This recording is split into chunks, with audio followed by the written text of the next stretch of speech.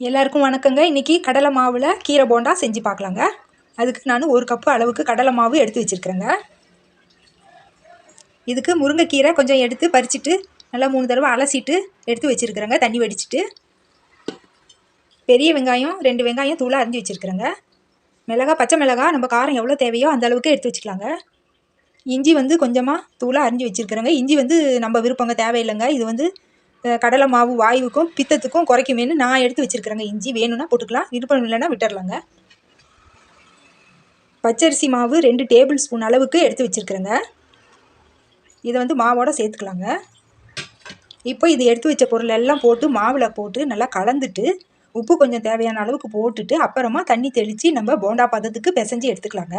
போட்ட உடனே தண்ணி தெளித்து பிசைஞ்சோம்னா அப்புறம் நீர்த்து போயிடுங்க. போண்டா கொஞ்சம் தண்ணி மாதிரி எண்ணெய் இழுக்கிற மாதிரி ஆகுங்க. அதனால் எல்லாத்தையும் போட்டுட்டு ஒரு பரட்டிட்டு தண்ணி தெளித்து நம்ம போண்டா பதத்துக்கு பிசைஞ்சு எடுத்துக்கலாங்க. பிசைஞ்சு எடுத்தாச்சுங்க. நம்ம உப்பு காரமும் சரி பார்த்துக்கலாங்க. அடுப்பில் ஒரு வானல் வச்சுருக்கிறேங்க. பொரிச்சு எடுக்கிறதுக்கு எண்ணெய் ஊற்றிருக்கிறேங்க. இப்போ மாவு எடுத்து கொஞ்சம் கொஞ்சமாக போட்டுக்கலாங்க.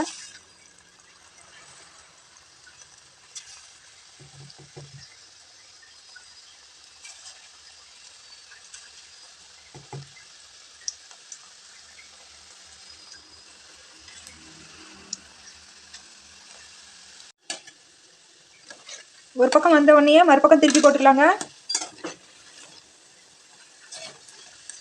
புரட்டி விட்டுக்கலாங்க. பொன்னிறமாக செவந்த உடனே எடுத்துக்கலாங்க. அடுப்பை சீராகவே வச்சுக்கலாங்க. அப்போ தான் உள்ளார வேகுங்க. இல்லைன்னா வெளியில் வெந்து உள்ளார வேகாமல் கருகி போயிடுங்க.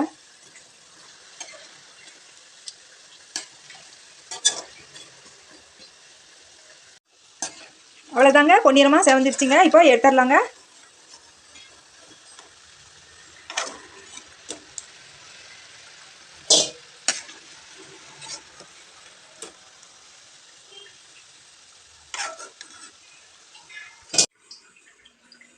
அவ்வளோதாங்க, முருங்கைக்கீரை கடலை மாவு போண்டா தயாராகிடுச்சிங்க. இந்த மாதிரி செஞ்சு பாருங்கள், நல்லா ருசியாக இருக்குங்க. இன்னொரு வீடியோவில் பார்க்கலாங்க. நன்றிங்க.